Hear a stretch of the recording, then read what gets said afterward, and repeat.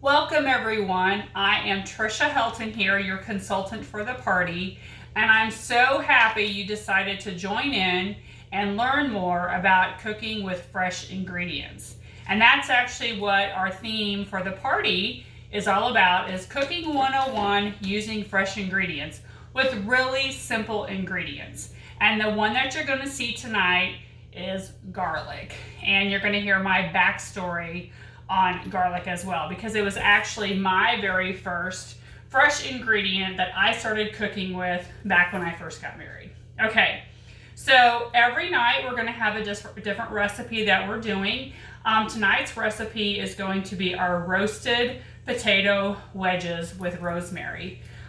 Sounds pretty fancy, but it's not. Okay, so I'm just going to jump right in. Okay, we're going to go ahead and prep our potatoes first. The recipe calls for about 4 to 5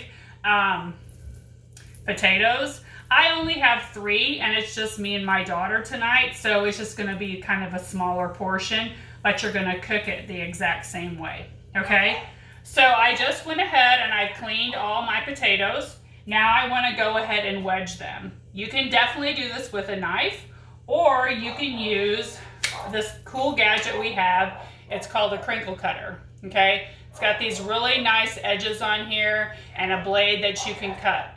Plus it's rounded, so instead of cutting straight down, you can do a rocking method when you cut your potatoes. For example, I'm going to cut my potato in half first. And a cooking tip for you: it's always easier to cut something when it's flat versus rounded. That's why we like to cut everything in half first.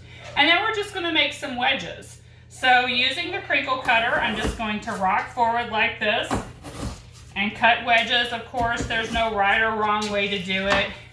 And I've just made, I thought I made 4 of them, 4 nice little wedges like this. Okay, if you want to, you can go ahead and even cut those in half to make them a little smaller. Okay, so I'm going to put those in my classic batter bowl right here. I'll talk about that in a minute, but I'm going to go ahead and finish wedging our potatoes. Now, in the meantime, while you're doing this, to bake these in the oven, you want to get your temperature to about 450 going right now, because it doesn't take long to get everything mixed up and tossed and then ready to put in the oven. Okay, so it doesn't take long. So make sure before you start wedging out your potatoes that you've got your oven preheating. All right, last one. So this crinkle cutter too, I like to point out, it's actually perfect too for kids. You know, like if you got older kids and they want to help in the kitchen, or you want them to help in the kitchen, they can easily use this too. Other things you can use it on besides potatoes is other vegetables. I like to point out that when you have vegetables that you're going to be using with a dip, it's nice to have those wedges on there. You can get a good light here. And that way the dip doesn't fall off as easy. Okay? All right. So we have those all cut up, the amount that we need. Next, we are going to add them, or they've all been added to our batter bowl. Okay? So we're just going to add the rest of our ingredients, about a tablespoon of oil. And you can use any oil. I have this garlic infused canola oil that I'm going to be adding, so I'm just going to use some of that. And then we're going to add some rosemary seasoning from our Pampered Chef Pantry. It's about a tablespoon. I'm going to do just a hair less because I don't have as many potatoes as the recipe calls for. Now, a little tip when you're measuring and you're using our seasonings: if you don't have a measuring spoon handy, or you don't want to get it out or whatever, and it's a tablespoon, you can actually use our lid because it is the same measurement as a tablespoon. Okay? So we've added that, and then the last ingredient, we want to add some salt and pepper. And for my salt, I'm using a Himalayan sea salt, which has some pink particles in it. Basically, that's a really good salt for you. because it's got a lot of minerals. That pink stuff has a lot of minerals that is good for us. And also Himalayan sea salt doesn't have as much of a bite to it as like your average, your regular salt does, okay? Last thing we're gonna add is our garlic. Now, fresh garlic.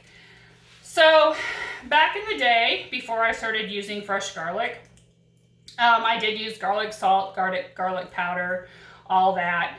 But I did want to start using fresh garlic just because I knew of the health benefits for myself and for my family. I mean, my husband at the time. So I started using fresh garlic, and I use our garlic press. And I'm going to show you how simple and how easy it is to use fresh garlic with our press. So this is what our garlic press looks like. Okay, it opens up. It's got this little brush piece down here that comes out. I'll show you exactly what to do with that in a minute. But with our garlic, this is a garlic clove. Okay, right here like that, if I can hang on to it. When you buy them, they're in a bulb. Okay, so when your recipe calls for 2 cloves of garlic, if you put 2 bulbs in there, I really hope you like garlic because it's going to be extremely garlicky. Okay, so again, these little guys are the cloves, not the great big bulb. Okay, so with our garlic press, you do not have to peel it. Okay, you just drop it right down. There's some holes right there, see? You just drop it right down in there, and then you just press it through, and you gotta push pretty hard, and all that really nice garlic comes right out. Now, you do have to scrape the excess off. That's what this little gadget is for. Or you can use a knife, that's perfectly fine. And then there's your peeling, okay? So basically you never have to touch that garlic, okay? So I'm gonna do another one, and then I wanna tell you how to shop for garlic, for your fresh garlic, okay? Because when you're shopping for garlic, even if you say, and I've had customers tell me, well, I buy the minced garlic in the jar. So really what you're getting in that is not just garlic, and all those preservatives and chemicals in there are not good for us. And they're just making the garlic have a longer shelf life, okay, in all honesty. And I personally don't want to be eating with that. I want to eat with fresh garlic.